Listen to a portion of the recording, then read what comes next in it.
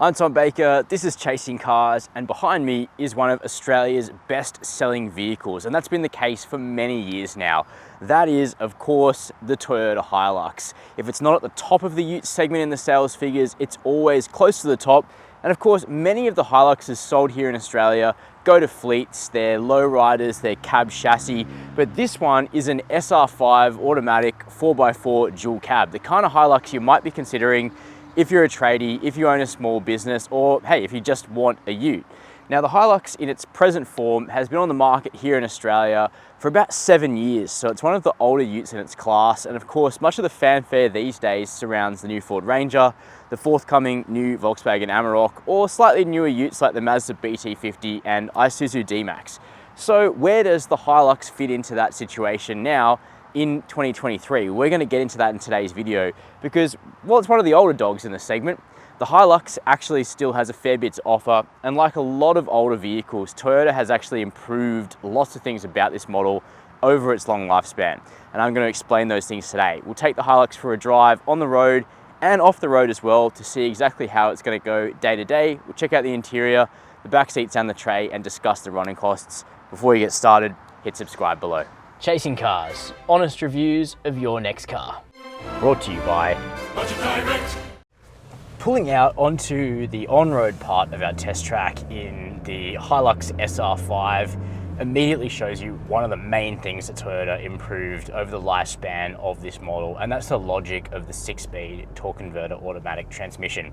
When the Hilux came out, not only was it underpowered, it also had an automatic transmission that thought it was a V6 petrol because it would just rev out the diesel engine on virtually every gear change until it had no torque left to give. Thankfully, a few years ago, that behavior was corrected and it immediately made the Hilux much better to drive. But also, at the same time, Toyota increased the amount of power that the Hilux had to be a more usable amount.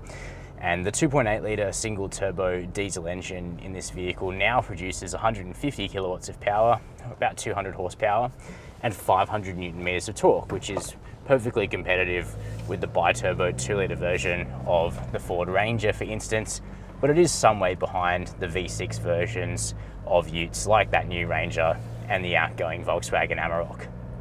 Still, I think for most people, the progress of the Hilux, the performance of the Hilux, would be sufficient most of the time. However, it's ever present and ever accompanied by, well, beeping from the lane keep assist system, which is quite overzealous that I'll turn off now, but also the clatter of that 2.8 litre single turbo diesel engine in the Hilux. It's one of the noisier utes in terms of engine noise in the segment, but I, again, don't think that's going to be a deal breaker for too many people. However, if you were to test drive this vehicle back to back with a V6 Ranger, for instance, or even something like a twin turbo 4-cylinder Navara, you're going to notice a pretty big difference in terms of refinement immediately. However, the economy's reasonable, the torque's reasonable, the Hilux kind of gets the job done in that regard. Now, in terms of things like handling and ride quality, which are also important attributes on road, the Hilux is just middling. The ride quality was improved about 18 months ago, and certainly the Hilux's retuned dampers do feel a little bit more stable and there is less jiggle. But when that tub is unladen, you are getting a lot of movement whenever the rear axle hits a bump in the road, and you can almost hear that quavering in my voice now that some newer utes are better at dealing out of the equation. But all of these vehicles are heavy duty, they're commercial vehicles, they're not SUVs, and it's very difficult to make utes as comfy as an SUV. There are notable exceptions, vehicles like the Ranger Raptor or the Nissan Navara Warrior, for instance, which ride very well on road. Now, the handling of the Hilux is pretty ponderous, to be honest. The new Rogue model does have improved handling. It's got additional stabilizer bars under the skin. The SR5 doesn't benefit from that technology, so instead you'll notice that the steering is pretty slow, it's a little bit heavy, but like any kind of car, once you get used to it, you understand how much steering lock you need to put in, it's all livable enough. Now, when it comes to the safety features of the Hilux, again, this car was upgraded in the last couple of years, and we now have AEB, we have lane departure warning, but not lane centering. That was that beeping that was going off before. However, we do get blind spot monitoring and rear cross traffic alert, and a recent upgrade has even given the Hilux a 360-degree camera, which makes this vehicle quite a lot easier to park. And that is one thing about utes that you've got to remember, is they're pretty big, over 5 meters in length, so they're not going to fit in everybody's garage. That's one of those things that you should check on the test drive. Now, one of the big points of appeal for a full drive dual cab ute is the ability to switch the transfer case into low range.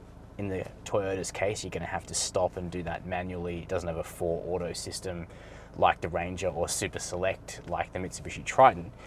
Anyway, just going through our little mogul section there while trying to not disturb approximately the largest spider ever seen by mankind. Now through a little bit of mud here.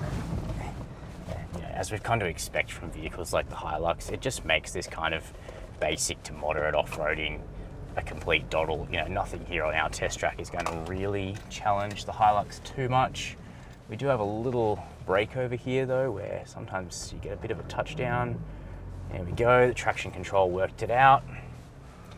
Yeah, it's a capable vehicle, and of course, lots of common modifications to the Hilux platform are all out there, and they transform this car into something with even more capability. But what's baked into a pretty much box fresh stock Hilux is a really good amount of entry-level off-roading ability that'll just let you hit trails like this without too much extra work. At first glance, this looks like a pretty bog standard fridge white Hilux, but this is the SR5, no longer the top of the range Hilux. That honor goes to the Rogue model that I tested recently and actually quite liked, and the incoming GR Sport, which will be added to the Hilux range later this year. The SR5 is now pretty much an upper mid-spec model, but this car has been specified with a more premium white paint outside, so perhaps instead of being fridge white, it's, I don't know, dishwasher white or something, but it actually looks pretty cool when you get up close to it. And we also have the premium interior package, which gives the SR5 black leather seats, plus an electric driver's seat and heating up front. And it does give the cabin a bit of a lift.